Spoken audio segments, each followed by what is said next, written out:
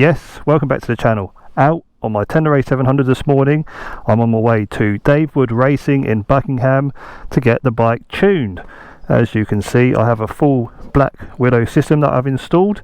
Links in description. So that has removed the catalytic converter. We now have a straight through system, and I fancy having the bike set up for this exhaust system. So let's jump aboard and get going.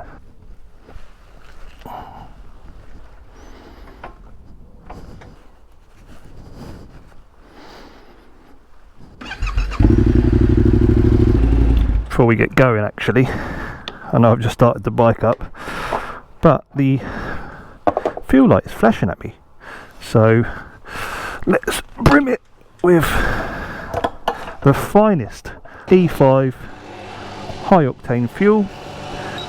Oh, bit of splashback there. There we go. Just put in here Dave Wood Racing. There we blow.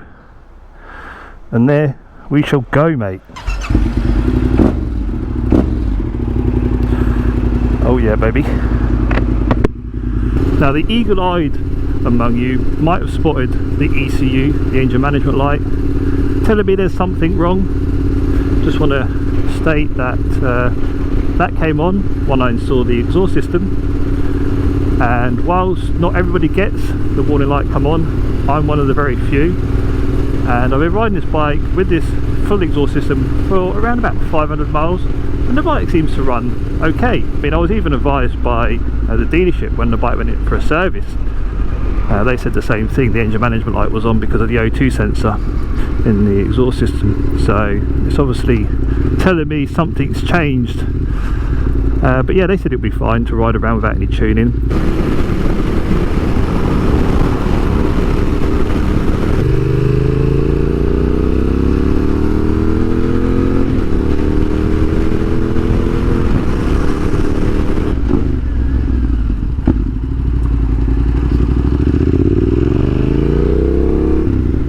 Now the plan today is to have the bike put on the rollers, see what it's producing. Okay, now I need to apologise, I don't have the bike in standard form before the exhaust system was fitted to see what we are comparing with.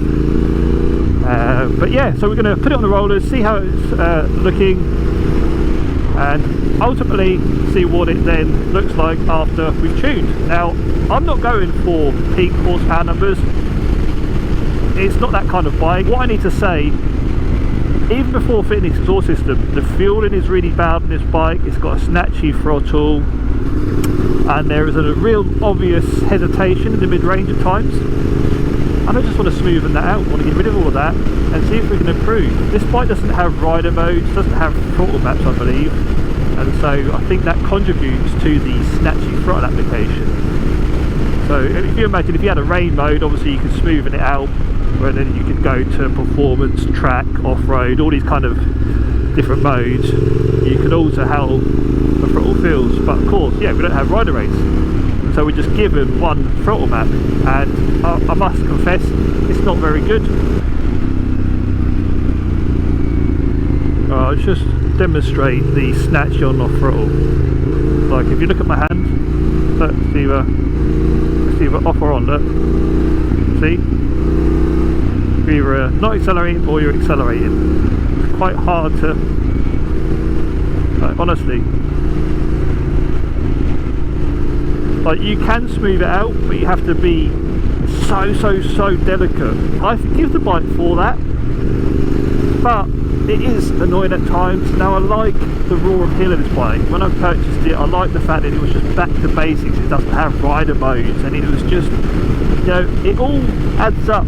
The way this bike delivers its power, the way it sounds, the way it feels, and what it provides, it all adds to the character. But I would just like that to be that bit smoother.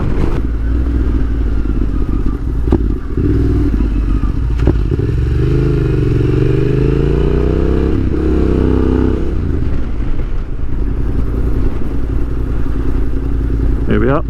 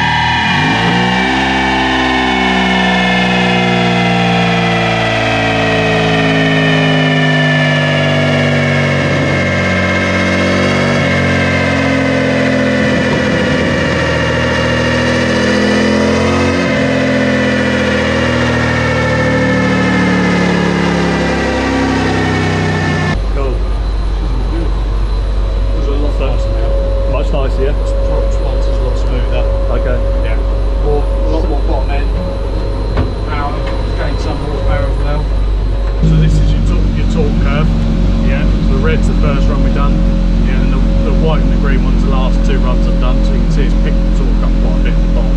Okay. We're accelerating out the corners. Yeah. Then it's steadily It's more smoother, isn't it, as well? Yeah. Yeah, just picked that up. Where it's massively lean, yeah, picked that up nicely. Okay. And what about the air to fuel ratio? So AFR's now spot on. Sits at about 13, 13.2. Okay. Have you got a layout So there? yeah, I'll be able to see this on here. Wow. See with that.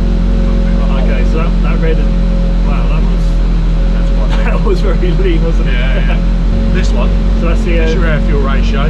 that's what we're saying now. Yeah. Okay. Between 13 and 13.2. It's quite I said it quite sensitive. Yeah. You put it on like lambda. I'll show you. It's like wow. Shows you a little bit more. It's interesting because it was well off, wasn't it, in the mid-range, but it's not necessarily It's not picked up gained no. a massive amount of power. Sometimes it's surprising how much they don't gain. Okay. When you see such a big flat spot like that. Okay, so what figures have we ended So up it's now with? 72 at the wheel. 72.6 at the wheel, 47 foot-pound. Okay. There's not a major, Not major, gain, major in your peaks, if you know what I mean. Yeah. I brought this on a bit because obviously it was still climbing. Okay. The MTO 07 revs past 10. Okay. Same engine. So, Okay. but yeah, this is the better increase. You probably gain sort of 2.5 foot-pound down here. I think through the mid, actually, 25%, 50% drop as well. It's going to be a big. nice gain. Okay. With being smoother as well. That should be nice. Yeah, I mean, to be it's not a horseback on a bike. nah, I wasn't expecting it to pick up a load of No. horsepower. I wasn't looking for a peak number. And it's not like it's a shame we didn't, take the standard exhaust off. Of course. Yeah. Like do a back to back like that. So would you assume, because it had no restrictions, Yeah. it's produced quite a good amount of power anyway? Yeah. If we was to do a back-to-back with a standard system, remove the cat, fitted the full system, and then map it. you would see a bigger difference, I would imagine. Yeah. It's all these little bits together. Of course. The only way you normally see a big difference is going from a complete stock bike to then go into a matte tuned bike with Yeah. an air filter and exhaust. Then you see quite a big gap. Of course. Like I say, there's no restrictions in the throttle range. It's just a cable. Yeah. No second